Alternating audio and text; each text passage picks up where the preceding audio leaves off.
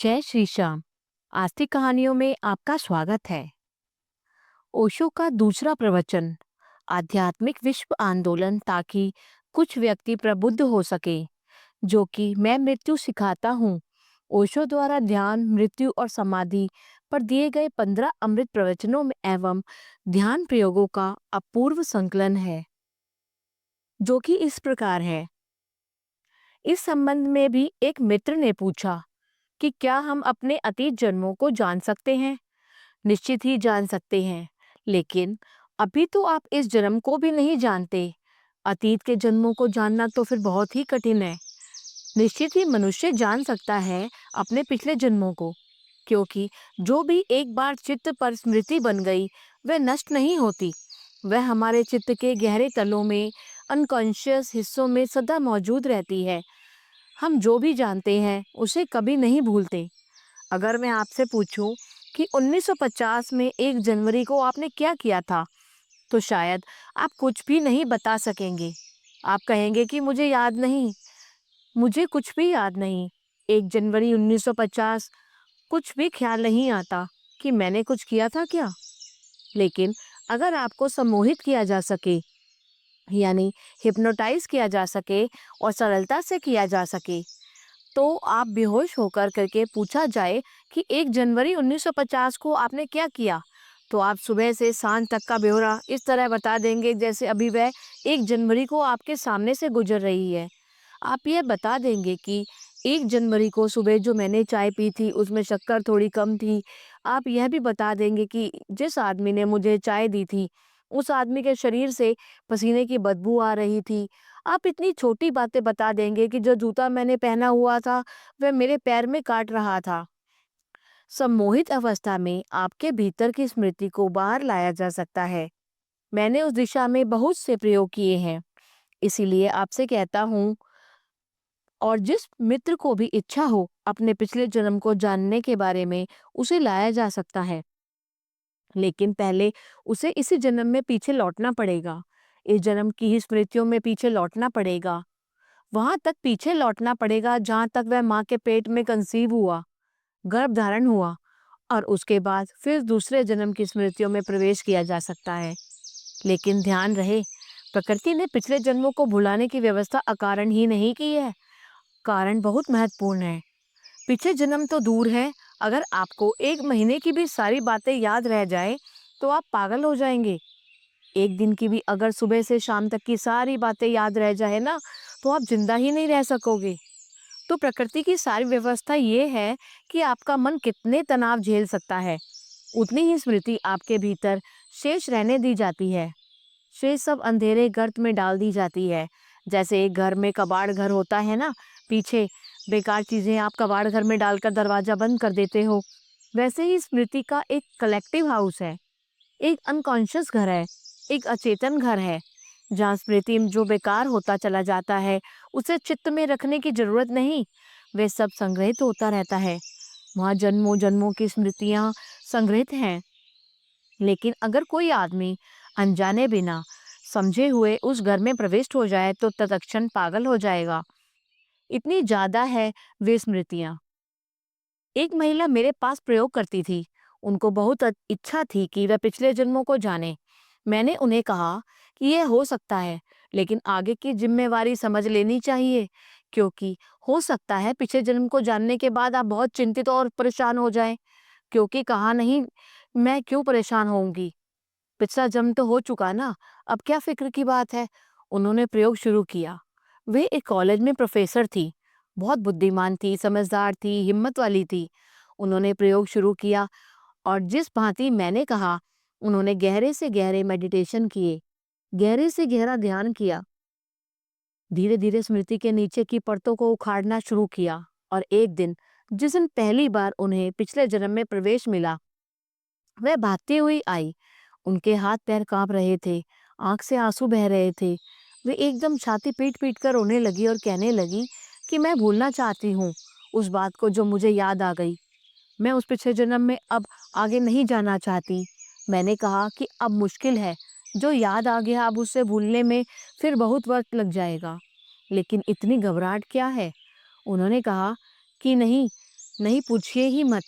मैं तो सोचती थी कि मैं बहुत पवित्र हूँ, बहुत सच्चरित्र हूँ, लेकिन पिछले जन्म में एक मंदिर में वेश्या थी, दक्षिण के। मैं देवदासी थी और मैंने हज़ारों पुरुषों के साथ संभोग किया और मैंने अपने शरीर को बेचा। नहीं, मैं उसे भूलना चाहती हूँ, मैं उसे एक क्षण भी याद नहीं रखना चाहती। मैंने कहा कि अब यह इतना आसान नहीं है।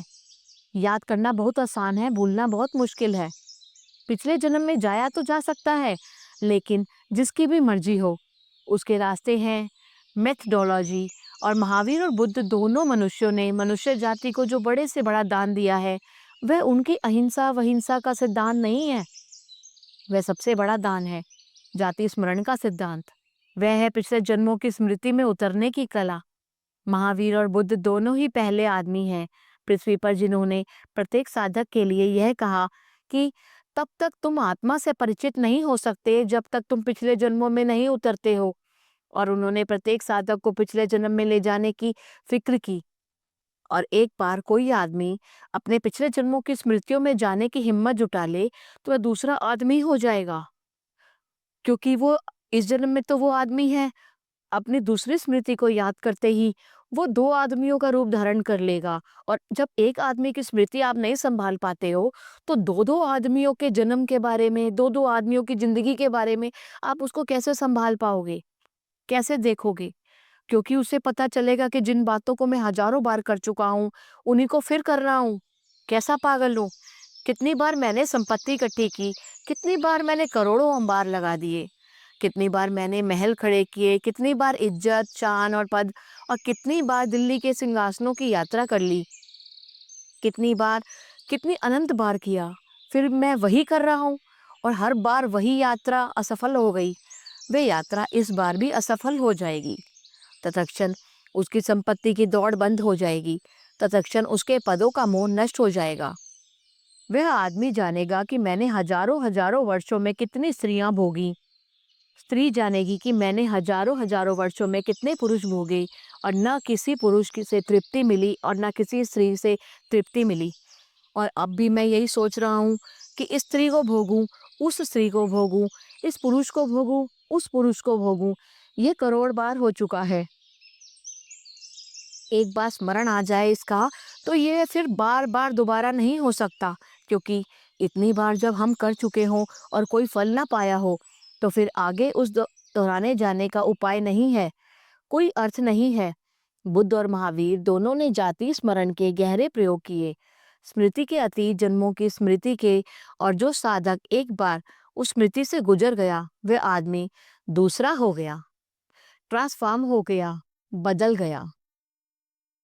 जिन मित्र ने पूछा है कि मैं उनको जरूर कहूंगा कि अगर उनकी इच्छा हो तो उन्हें पिछली स्मृति में ले जाया जा सकता है, लेकिन बहुत सोच समझ कर ही उस प्रयोग में जाया जा सकता है। इस जिंदगी की चिंताएं ही इतनी काफी हैं कि हम उसको ही नहीं झेल पाते। इतनी चिंताएं जो हम दिन भर दिन घिसते जा रहे हैं, अंदर ही अंदर खत्म होते जा रहे हैं। तो दो दो जिंदगी को आप कैसे संभाल पाओगे? इस जिंदगी की परेशानियां ही बहुत है। इस जिंदगी को भूलने के लिए आदमी शराब पीता है, सिनेमा देखता है, ताश खेलता है, जुआ खेलता है। इस जिंदगी को भी भूलने के लिए, दिन भर को भूलने के लिए रात शराब पी लेता है। जो आदमी आज के दिन भर को भी याद नहीं रख सकता, इतना साहस ही नहीं है कि जिंदगी को फेस कर ले, वह आदमी पिछले जन्मों को याद करने की हिम्मत जुटा पाएगा? यह जानकर आपको हैरानी होगी कि सारे धर्मों ने शराब का विरोध किया, और ये साधारण बिल्कुल ना समझने वाले नेतागण जो दुनिया को समझाते हैं कि शराब का इसलिए विशेष किया है कि उसका चरित्र नष्ट हो जाता है और उससे घर की संपत्ति नष्ट हो जाती है, कि आदमी लड़ने झगड़ने लगता है, ये सब बेवकूफ़ी की बातें हैं। धर्मों ने शराब का विरोध सिर्फ इसलिए किया है कि जो आदमी शराब पीता है वह अपने को भुलाने का उपाय कर रहा है, और जो आदमी अपने को भुलाने का उपाय कर रहा है वह अपनी आत्मा से कभी भी परिचित नहीं हो सकता, क्योंकि आत्मा से परिचित होने के लिए तो अपने को जानना उपाय है, यह उसका उपाय करना पड़ेगा हमें। और जो आदमी अपने को भुलाने का उपाय कर रहा है वह अपनी आत्मा को कभी परिचित नहीं हो सकता, क्योंकि आत्मा से परिचित होने के लिए तो अपने को जानना उपाय करना है। इसीलिए शराब और समाधि दो विरोधी चीजें बन गई। उनका इससे कोई मतलब नहीं है, क्योंकि सच तो ये है कि मैं शराबियों को भी जानता हूँ, उनको भी जो शराब नहीं पीते। मैंने तक आज हजारों अनुभव में यह पाया कि शराब पीने वाले ना पीने वाले से कोई अर्थों में अच्छा होता है। मैंने शराब पीने वालों में जितनी दया और करुणा देखी, उतनी मैंने शराब ना पीने वालों में भी नहीं देखी होगी। मैंने शराब पीने वाले में जितनी विनम्रता देखी, जितनी ह्यूमिलिटी देखी, उतनी मैंने शराब नहीं पीने वालों में नहीं देखी। जितनी अकड़ मैंने देखी शराब ना पीने वालों में, उतनी अकड़ शराब पीने वाले में दिखाई नहीं पड़ी। लेकिन इन सारी बातों से नहीं किया है विरोध धर्म ने। और ये जो साधारण नेतागण समझाते फिरते हैं कि इसलिए विरोध किया है, इसलिए विरोध नहीं किया है, विरोध किया है या इसलिए कि आदमी जो अपने को भूलने का उपाय करता है, वह आदमी अपने साहस को छोड़ रहा है। याद करने के, रिमेम्बरिंग के, स्मृति के। और जो आदमी इसी जन्म को भूलने की फिक्र में लगा है, वह पिछले जन्मों को याद कैसे कर सकेगा? और जो पिछले जन्मों को याद नहीं कर सकता, वह इस जन्म को बदलेगा कैसे? फिर एक अंधा रिपीटिशन चलता रहेगा। जो हमने बार बार किया है, वही हम बार बार करते चले जाएंगे। अंतहीन है यह प्रक्रिया। और जब तक हमें स्मरण नहीं होगा, हम बार बार जन्मेंगे, उन्हीं बेवकूफ़ियों को बार बार करेंगे जिन्हें हमने बार बार किया है। और इसका कोई अंत ही नहीं है। इस बोर्डम का, इस श्रृंखला का कोई अंत ही नहीं। क्योंकि बार बार हम फिर मरेंगे, फिर भूल जाएंगे, फिर शुरू होगा, फिर यही सर्कल चलता रहेगा। ये सर्कल की तरह, कोल्लू के बैल की तरह हम घूमते रहेंगे। जिन लोगों ने इस जीवन को संसार कहा है, संसार का आप मतलब समझते हो?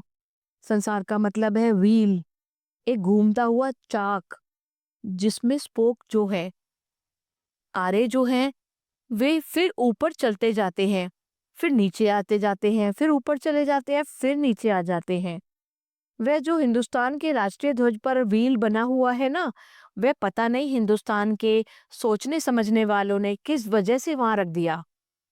शायद उनको पता नहीं, वे न मालूम क्या सोचते होंगे। अशोक ने उस चक्र को इसलिए खुदवाया था अपने स्तूपों पर, ताकि आदमी को पता रहे कि जिंदगी एक घूमता हुआ चाक है, कोलू का बैल है। उसमें हर चीज घूमकर फिर वहीं आ जाती है, फिर घूमनी शुरू हो जाती है। वह जो व्हील है, संसार का प्रतीक है। वह व्हील किसी विजय यात्रा का प्रतीक नहीं, वह जिंदगी के रोज रोज हार जाने का प्रतीक है।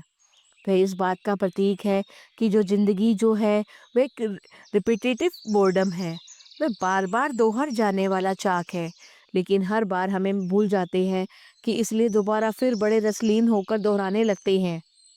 एक युवक एक युवती की तरह बढ़ रहा है प्रेम करने को। उसे पता नहीं कि वह कितनी बार बढ़ चुका है, कितनी युवतियों के पीछे दौड़ चुका है। लेकिन अब वह फिर बढ़ रहा है और सोचता है कि जिंदगी में पहली दफा ये घटना घट रही है। ये अद्भुत घटना है। यह अद्भुत घटना बहुत दफे घट चुकी है। और अगर उसे पता चल जाए कि उसकी हालत वैसी ही हो जाएगी जैसी एक आदमी की एक फिल्म को 10-25 दफा देखकर हो जाती है। अगर आप आज फिल्म देखने गए हैं तो बात और है, कल भी आपको ले जाया जाए तो आप बर्दाश्त कर लेंगे। तीसरे दिन आप कहेंगे, क्षमा कीजिए, अब मैं नहीं जाना चाहता। लेकिन आपको मजबूर किया जाए कि पुलिस वाले पीछे लगे हैं, आपको ले जाएंगे। और 15 दिन वही फिल्म, तो 16वें दिन आप गर्दन दबाकर मरने की कोशिश करेंगी कि अब इस फिल्म को मैं नहीं देखना चाहता। ये हद हो गई, 15 दिन देख चुका हूँ, अब तक देखता रहूंगा क्या? लेकिन वह पुलिस वाले पीछे लगे हैं कि नहीं, यह तो देखनी ही पड़ेगी। लेकिन अगर रोज फिल्म देखने के बाद अफीम खिला दी जाए और भूल जाए आपकी मैंने फिल्म देखी थी, तो दूसरे दिन फिर आप टिकट लेकर उसी फिल्म में मौजूद हो सकते हो और बड़े मजे से देख सकते हो। आदमी हर बार शरीर बदलता है, तब उस शरीर में संजोई गई स्मृतियों का द्वार क्लोज हो जाता है, बंद हो जाता है। फिर नया खेल शुरू हो जाता है। फिर वही खेल, फिर वही बात, फिर वही सब जो बार बार हो चुका है। जाति स्मरण से यह स्मरण आता है कि यह तो बहुत बार हो चुका है, यह कहानी तो बहुत बार देखी जा चुकी है, यह गीत तो बहुत बार गाए जा चुके हैं, ये तो बर्दाश्त के बाहर हो गई बात अब। जाति स्मरण से पैदा होती है विरक्ति, जाति स्मरण से पैदा होता है वैराग्य। और किसी तरह वैराग्य उत्पन्न नहीं होता। वैराग्य उत्पन्न होता है जाति स्मरण से, रिमेम्बरिंग ऑफ द पास्ट। वे जो बीत गए जन्म हैं उनकी स्मृति से। और इसलिए दुनिया में वैराग्य कम हो गया है, क्योंकि पिछले जन्मों का कोई स्मरण है ही नहीं, कोई उपाय ही नहीं है उसका। जिन मित्र ने पूछा है उनको मैं कहूँगा कि मेरी तैयारी पूरी है। मैं जो भी कह रहा हूँ उसे सिर्फ इसलिए नहीं कह रहा कि मेरे लिए वह कोई सिद्धांत है। मैं जो भी कह रहा हूँ वह एक एक शब्द पर जिद के साथ प्रयोग करने की मेरी तैयारी है। और कोई भी आदमी की तैयारी हो तो मुझे बहुत खुशी होगी। कल मैंने निमंत्रण दिया था कि जो लोग संकल्प करने की हिम्मत रखते हैं, 2-4 मित्रों के पत्र आए और मुझे बड़ी खुशी हुई। उन्होंने खबर दी कि हम बहुत उत्सुक हैं और हम प्रतीक्षा में थे कि कोई हमें बुलाए। आपने पुकार दी तो हम राजी हैं। वे राजी तो है, मुझे बहुत खुशी है और मेरा द्वार उनके लिए सदा खुला है। मैं उन्हें जितनी दूर ले जा चलना चाहता हूँ, वे जितनी बार दूर चलना चाहें, उतनी दूर उन्हें ले जाया जा सकता है। इस बार जरूरत पड़ गई दुनिया को कि कम से कम थोड़े से लोग प्रबुद्ध हो सके। अगर थोड़े से लोग भी प्रबुद्ध हो सके, तो हम मनुष्य जाति के सारे अंधकार को तोड़ सकते हैं। हिंदुस्तान में 2 प्रयोग चलते थे पिछले 50 सालों में। शायद आपको ख्याल में भी नहीं होगा कि हिंदुस्तान में 2 विपरीत ढंग के प्रयोग 50 सालों में चले। एक प्रयोग गांधी ने किया, एक प्रयोग श्री अरविंद करते थे। गांधी ने एक प्रयोग किया एक-एक मनुष्य के चरित्र को ऊपर उठाने का। उसमें गांधी सफल होते हुए दिखाई पड़े, लेकिन बिल्कुल असफल हो गए।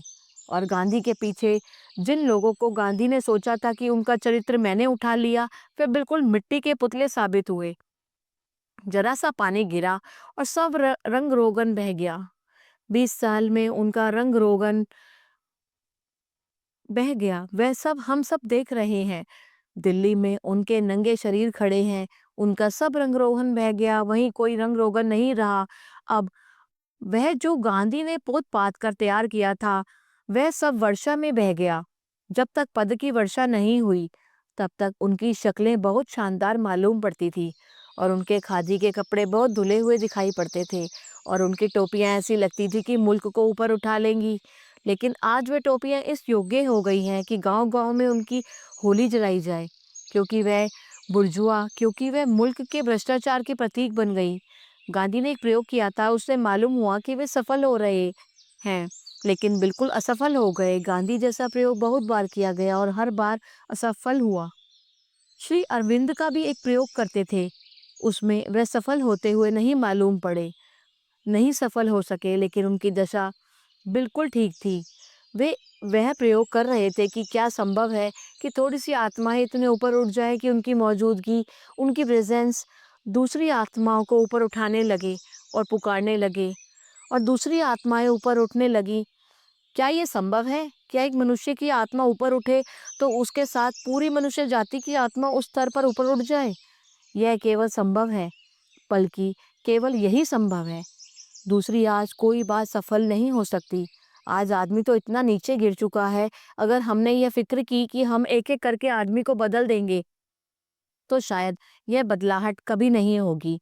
बल्कि जो आदमी उनको बदलने जाएगा, उनके सत्संग में उसके खुद के बदल जाने की संभावना ज़्यादा हो जाएगी। उसके बदल जाने की संभावना ज़्यादा है, वह भी उनके साथ भ्रष्ट हो जाएगा।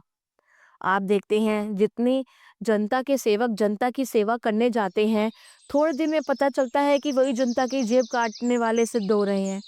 वे गए थे सेवा करने, वे गए थे लोगों को सुधारने, थोड़े दिन में पता चला लोग उनको सुधारने का विचार कर रहे हैं। नहीं, यह नहीं हो सकता। दुनिया का मनुष्य की चेतना का इतिहास यह कहता है कि दुनिया की चेतना किन्हीं कालों में एकदम ऊपर उठ गई। आपको शायद अंदाज़ा भी नहीं हो, 2500 वर्ष पहले हिंदुस्तान में बुद्ध हुए, महावीर हुए, प्रबुद्ध कात्यायन हुआ, मक्खली गोशाल हुआ, संजय विलट्ठीपुत्र हुआ, यूनान में सुकरात, प्लेटो हुआ, अरस्तु हुआ, प्लेटिनस हुआ, चीन में लाओ त्से हुआ, कन्फ्यूशियस हुआ, च्वांगसे हुआ। 2500 साल पहले सारी दुनिया में कुछ 10-15 लोग इतनी कीमत के हुए कि उन्हें 100 वर्षों में दुनिया की चेतना एकदम आकाश छूने लगी। सारी दुनिया का स्वर्ण युग आ गया। ऐसा मालूम हुआ इतनी प्रखर आत्मा मनुष्य की कभी प्रकट नहीं थी। महावीर के साथ 50,000 लोग दियों की तरह जल गए और गांव-गांव घूमने लगे। बुद्ध के साथ हजारों भिक्षु खड़े हो गए और उनकी रोशनी और उनकी ज्योति गांव-गांव को जलाने लगी। जिस गांव में बुद्ध अपने 10,000 भिक्षुओं को लेकर पहुंच जाते, 3 दिन के भीतर उसी गांव की हवा के अणु बदल जाते। जिस गांव में वे 10,000 भिक्षु बैठ जाते, जिस गांव में वे 10,000 भिक्षु प्रार्थना करने लगते, उस गांव से जैसे अंधकार ही मिट जाता, जैसे उस गांव में प्रार्थना छा जाती, जैसे उस गांव के हृदय में कुछ फूल खिलने लगते जो कभी नहीं खिले थे। कुछ थोड़े से लोग उठे ऊपर और उनके साथ ही नीचे के लोगों की आंखें ऊपर उठी। नीचे के लोगों की आंखें तभी ऊपर उठती हैं जब ऊपर देखने जैसा कुछ हो। ऊपर देखने जैसा कुछ भी नहीं, नीचे देखने जैसा भी बहुत कुछ है। जो आदमी जितना नीचे उतर जाता है उतना बड़ा मकान बना लेता है। जो आदमी जितना नीचे उतर जाता है उतनी बड़ी तिजोरी बना लेता है। और जो आदमी जितना नीचे उतर जाता है वो बढ़िया कैडिलक खरीद लाता है। तो नीचे देखने जैसा बहुत कुछ है। दिल्ली बिल्कुल गड्ढे में बस गई है, बिल्कुल नीचे। वहाँ नीचे देखो पाताल में तो दिल्ली है। जिसको भी दिल्ली पहुँचना हो उसका पाताल में उतरना चाहिए। नीचे नीचे नीचे उतरते जाना चाहिए। ऊपर देखने जैसा कुछ भी नहीं। किसकी तरफ देखो, कौन है ऊपर? और इससे बड़ा दुर्भाग्य क्या हो सकता है कि ऊपर देखने जैसे आत्माएं नहीं, जिनकी तरफ देखकर प्राणों को आकर्षण उठता हो, जिनकी तरफ देखकर प्राणों में पुकार उठती है, जिनकी तरफ देखकर प्राण धिक्कारने लगते हैं। अपने को यह दिया तो मैं भी हो सकता था, यह फूल तो मेरे भीतर भी खिल सकते थे, यह गीत तो मैं भी गा सकता था, यह बुद्ध और महावीर और यह कृष्ण और क्राइस्ट तो मैं भी हो सकता था। एक बार यह ख्याल आ जाए कि मैं भी हो सकता था, लेकिन कोई हो तो जिसे देखकर यह ख्याल आ जाए, तो प्राण ऊपर की यात्रा शुरू कर देते हैं। और स्मरण रहे कि प्राण हमारे हमेशा यात्रा करते हैं।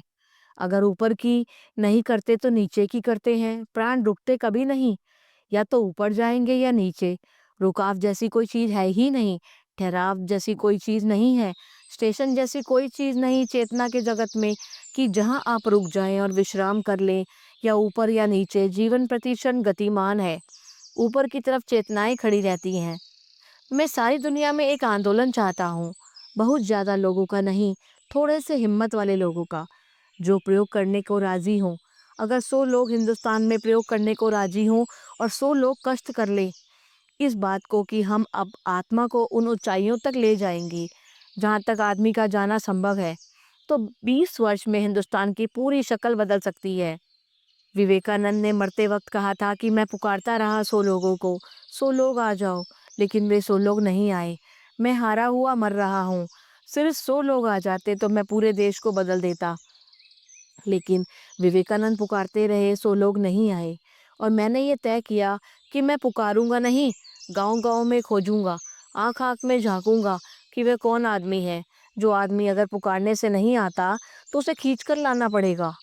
अगर 100 लोगों को भी लाया जा सके तो मैं यह आपको विश्वास दिलाता हूँ कि उन 100 लोगों की उठती हुई आत्माएं एक एवरेस्ट की तरह, एक गौरी शंकर की तरह खड़ी हो जाएंगी और पूरे मुल्क के प्राण उस यात्रा पर आगे बढ़ सकते हैं।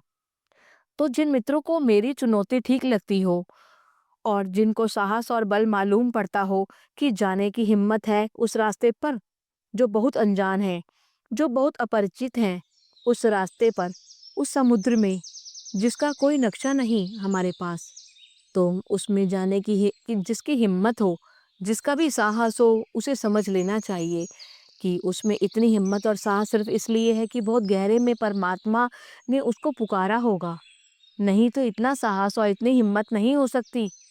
मिस्र में कहा जाता था कि जब कोई परमात्मा को पुकारता है तो उसे जान लेना चाहिए, उससे बहुत पहले परमात्मा ने उसे पुकार लिया होगा, अन्यथा पुकार ही पैदा नहीं होती। क्योंकि जब परमात्मा पुकारता है जब भी तो वो परमात्मा की याद आती है। जब परमात्मा ही तुम्हें याद नहीं करेगा तो तुम्हें परमात्मा की याद कैसे आएगी? तुमसे पहले तुम्हारा परमात्मा तुम्हें याद करता है, जब भी तुम्हारे अंदर वो फीलिंग्स आती हैं, जब भी तुम परमात्मा को याद करते हो, तुम्हारे अंदर वो थॉट्स परमात्मा ही डालता है। जिनके भीतर भी पुकार है उनके ऊपर एक बड़ा दायित्व है आज जगत के लिए। आज तो जगत के कोने कोने में जाकर कहने की यह बात है कि कुछ थोड़े से लोग बाहर निकल आए और सारे जीवन को समर्पित कर दें ऊंचाइयां अनुभव करने के लिए। जीवन के सारे सत्य, जीवन के आज तक के सारे अनुभव असत्य हो जा रहे हैं। जीवन की आज तक की जितनी ऊंचाइयां थी जो छुई गई थी, वे सब काल्पनिक हुई जा रही हैं।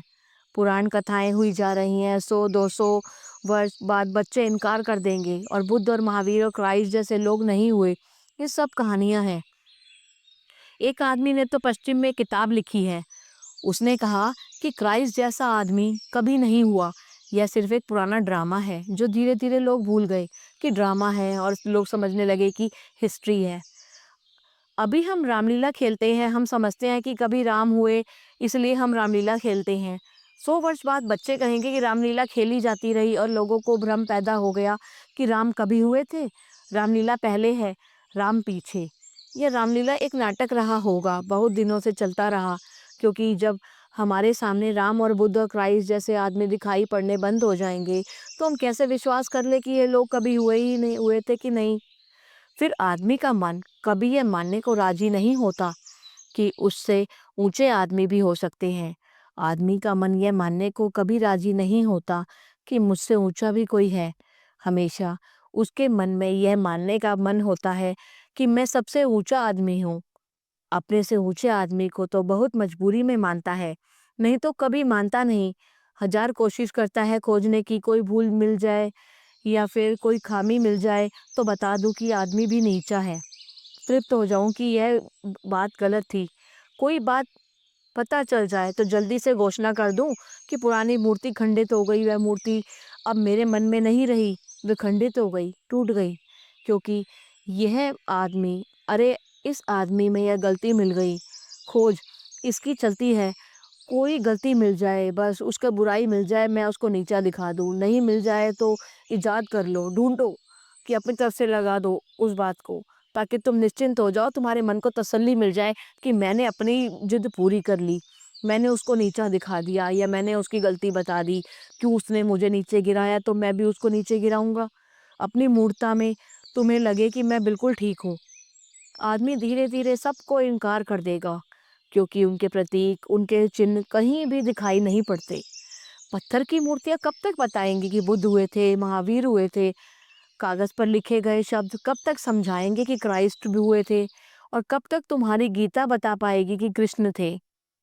नहीं, ज्यादा दिन यह नहीं चलेगा। हमें आदमी चाहिए, जीसस जैसे, कृष्ण जैसे, बुद्ध जैसे, महावीर जैसे। अगर हम जैसे वैसे आदमी आने वाले 50 वर्षों में पैदा नहीं करते तो मनुष्य जाति एक अत्यंत अंधकारपूर्ण युग में प्रविष्ट होने को है। उसका कोई भविष्य नहीं है, क्योंकि ये ज्ञान हमें अपने बच्चों को पल पल में, हर समय देना ही पड़ेगा कि भगवान हुए थे, भगवान की लीलाओं का तुम्हें स्मरण कराना पड़ेगा बार बार। उनके उनके बारे में सच्चाई बयां करनी पड़ेगी, उनके अस्तित्व के बारे में बताना पड़ेगा। क्योंकि जो आने वाली पीढ़ी है वो ये नहीं जान पाएगी, विश्वास करना कठिन हो जाएगा। यही संस्कार तुमने उनको देने हैं, तभी वो आगे तक, ये हमारी जो गीता के ज्ञान की बातें हैं सब आगे तक चलती चली जाएंगी। जिन लोगों को भी लगता हो कि जीवन के लिए वे कुछ कर सकते हैं, उनके लिए एक बड़ी चुनौती है। और मैं तो गांव-गांव ये चुनौती चुनौती देता हुआ घूमूंगा। और जहां भी मुझे कोई आंखें मिल जाएंगी कि लगेगा यह दिया बन सकती है, इनमें ज्योति जल सकती है, तो मैं अपना पूरा श्रम करने को तैयार हूँ। मेरी तरफ से पूरी तैयारी है। देखना है कि मरते वक्त मैं भी कहीं यह ना कहूँ कि 100 आदमियों को खोजता था, वे मुझे मिल गए, मेरी या मिले नहीं। मेरी बातों को इतने प्रेम और शांति से सुना, इसके लिए बहुत अनुग्रहित हूँ। और अंत में सबके भीतर बैठे परमात्मा को प्रणाम करता हूँ। मेरा प्रणाम स्वीकार करें। यह अध्याय यहाँ समाप्त हुआ। अगला अध्याय जीवन के मंदिर का द्वार है मृत्यु का, ये अगले अंक में। अगर आपको ये ओशो की बातें पसंद आई मेरे द्वारा, तो कृपया करके इसे लाइक कीजिए और शेयर कीजिए और कमेंट कीजिए। जय श्री श्याम।